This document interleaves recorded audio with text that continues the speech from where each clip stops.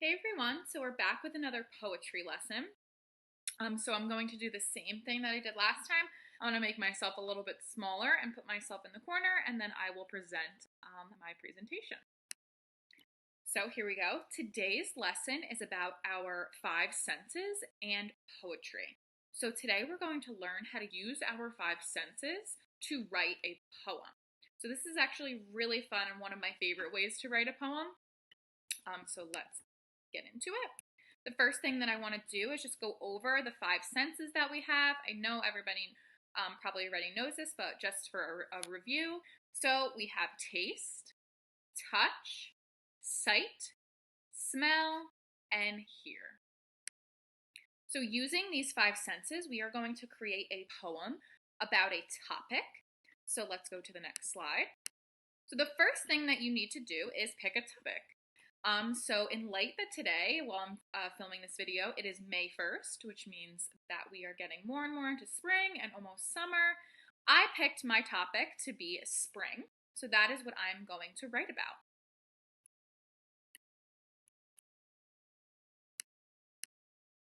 The next thing that we are going to need is some lines or some headers.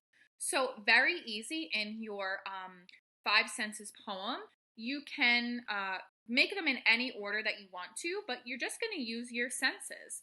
So I wrote I see, I hear, I smell, I touch, I taste, and then my last sentence or my last line, as we call in poetry, that I'm going to use to bring it all together is the statement I feel.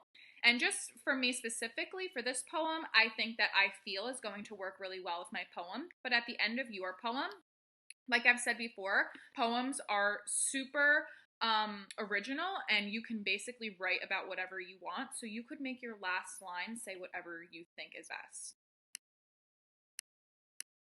All right, so the next thing we need to think about is we need to imagine in our minds all of the different things that you might see, hear, smell, taste, or touch that have to do with spring.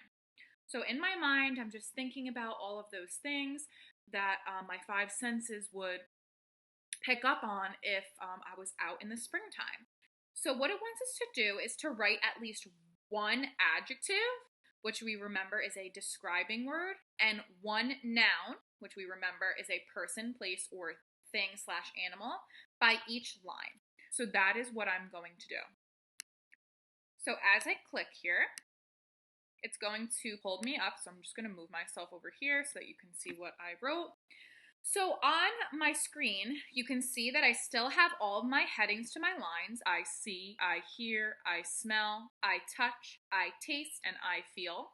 And I've added an adjective and a noun to each sentence to make this a little more descriptive and fun to read. So the first one I said, I see blue skies. So my adjective is blue and my noun is sky or skies. I hear baby birds. My adjective is baby. My noun is birds. I smell fresh flowers. My adjective is fresh. My noun is flowers. I touch fluffy bunnies. My adjective is fluffy and my noun is bunnies. I taste cold ice cream. My adjective is cold. My noun is ice cream. And then my last line to tie in my whole poem, I said, I feel spring.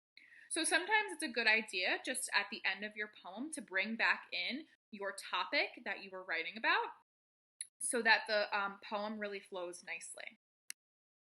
All right, and as I click to our next slide, you are going to see my five senses poem come all together. Just for this lesson, I've added some pictures in there just to make it a little more fun to read since we are going through the computer. So here we go. So I made sure I have my title, which I titled it Spring. So here's my five senses poem, Spring. I see blue skies. I hear baby birds. I smell fresh flowers. I touch fluffy bunnies. I taste cold ice cream. I feel spring. So that was my five senses poem and just a little bit of direction on how to write a five senses poem. We're not going to write poems just yet, but before the end of the school year, we definitely will. And this will probably be a kind of poem that we will write because I personally love this kind of poem. And I think it's super easy to do, and it allows you to be very, very creative. So I hope this was easy to follow, and I'll see you guys in my next video. Bye. Actually, not bye. Before I go again, your assignment this week is to go out in nature if you can. Please don't go outside if you do not want to. But if you want to go onto your property and just go outside and see what you can discover using your five senses. If you'd like to write a poem using your five senses on a topic, you can feel free to do so and send it to me. I'd love to read it. But you don't have to. But I just want you to get out.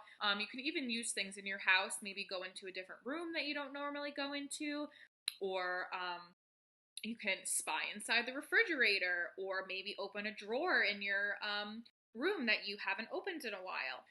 Just to look at use a topic and use your five senses to discover some new things. So again, I'll see you in my next video. Bye.